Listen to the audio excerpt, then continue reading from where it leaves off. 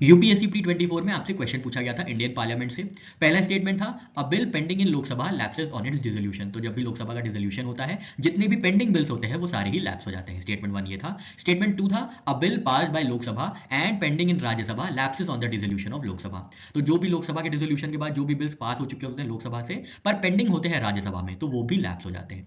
और third statement था a bill in regard to which president of India notified his or her intention to summon houses to a joint sitting lapses on the dissolution of Lok Sabha. तो लोकसभा का जब dissolution होता है तो वो सारे बिल्स भी लैप्स हो जाते हैं जिनके लिए प्रेसिडेंट ऑफ इंडिया ने नोटिफाई किया था जॉइंट सिटिंग।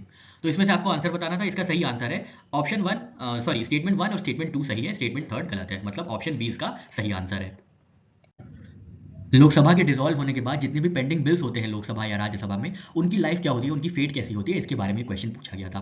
स्टेटमेंट 1 करेक्ट क्यों था? क्योंकि जब भी लोकसभा डिसॉल्व होती है तो जितने भी पेंडिंग बिल्स होते हैं वो सारे लैप्स हो जाते हैं, क्योंकि अब नई लोकसभा फॉर्म होगी, उनके नए एजेंडाज होंगे, तो पुराने से उनका कोई लेना देना नहीं होता। इसलिए जितने भी पेंडिंग बिल्स हैं जो कि लोकसभा से पास नहीं किए गए थे, वो क्या होते हैं, वो लैप्स हो जाते हैं। अब जितने भी पेंडिंग बिल्स हैं, चाहे वो लोकसभा में ही ओरिजिनेट हुए हों या राज्यसभा की तरफ से आए हों ट्रांसमिट होके, वो भी लैप्स हो जाएंगे। तो स्टेटमेंट 1 करेक्ट हो जाता है। स्टेटमेंट 2 क्यों करेक्ट है? क्योंकि जब भी लोकसभा डिसॉल्व होती है, अगर बिल पास हो गया है लोकसभा से पर पेंडिंग है राज्यसभा में और लोकसभा डिसॉल्व हो गई है, तब भी क्या होगा, बिल लैप्स हो जाएगा। क्यों? क्योंकि बिल को एक्ट बनने में लोकसभा और राज्यसभा दोनों की ही सहमति लगती है। वैसे टेक्निकली तीन लोग की सहमति, तीन इंस्टीट्यूशंस की सहमति लगती है, लोकसभा, राज्यसभा और प्रेसिडेंट। ठीक है, अब लोकसभा और राज्यसभा में राज्यसभा ने पास कर दिया लेकिन लोकसभा ने नहीं पास किया, तो वो कैसे कानून बनेगा, वो बिल कैसे एक्ट बनेगा? तो वो क्या होता है, वो भी लैप्स हो जाता है। तो स्टेटमेंट 2 भी करेक्ट है। स्टेटमेंट थर्ड इनकरेक्ट है, क्योंकि जब भी लोकसभा डिसॉल्व होता है वो बिल्स नहीं लैप्स होते हैं जिनके लिए प्रेसिडेंट ने नोटिफाई की होगी जॉइंट सिटिंग। अगर किसी भी बिल के लिए जॉइंट सिटिंग नोटिफाई की गई है और तब लोकसभा डिसॉल्व हो जाती है, तो वो जो पेंडिंग बिल्स हैं जिसके लिए नोटिफाई किया गया था वो डिसॉल्व नहीं होंगे, वो लैप्स नहीं होंगे।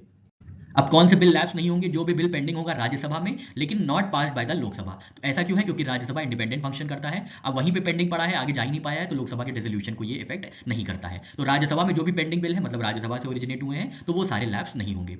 अब वो बिल नहीं लैप्स होंगे जो दोनों हाउसेज ने जिनको पास कर दिया था, बस प्रेसिडेंट की एसेंट चाहिए थी। ऑब्वियसली बिल की लाइफ तो कंप्लीट हो चुकी है, बस एसेंट चाहिए थी, इसलिए लैप्स नहीं हुआ। अब bill pass by both the houses but return by president for reconsideration, ये भी लैप्स नहीं होता है।